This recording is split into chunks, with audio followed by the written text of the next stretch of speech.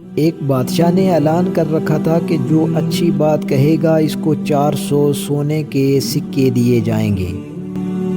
ایک دن بادشاہ رعایا کی دیکھ بھال کرنے نکلا تو اس نے دیکھا کہ ایک 90 سال کی بوڑھی عورت زیتون کے پودے لگا رہی ہے، تو بادشاہ نے کہا کہ تم تو 5-10 سال میں مر جاؤ گی اور یہ درخت تو 20 سال بعد پھل دیں گے، تو اتنی مشقت کرنے کی کیا ضرورت ہے، کیا فائدہ ہے؟ تو بوڑھی عورت نے جواباً کہا کہ ہم نے جو پھل کھائے وہ ہمارے بڑوں نے لگائے تھے، اور اب ہم جو لگا رہے ہیں تاکہ ہماری اولادیں اس پھل کو کھا سکیں۔ بادشاہ کو اس بوڑھی عورت کی یہ بات پسند آئی، حکم دیا کہ اس کو 400 دینار سونے کے سکے دیے جائیں۔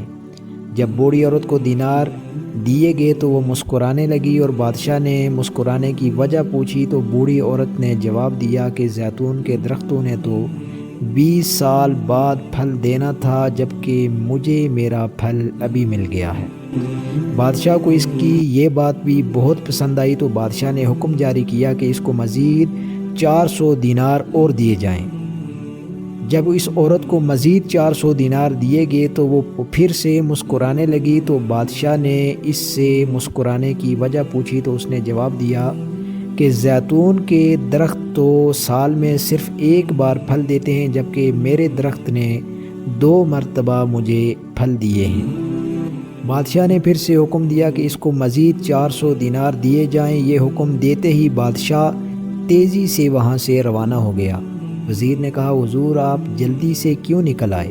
بادشاہ نے کہا اگر میں مزید اس عورت کے پاس رہتا تو میرا سارا خزانہ خالی ہو جاتا، مگر عورت کی حکمت بری باتیں ختم نہ ہوتی۔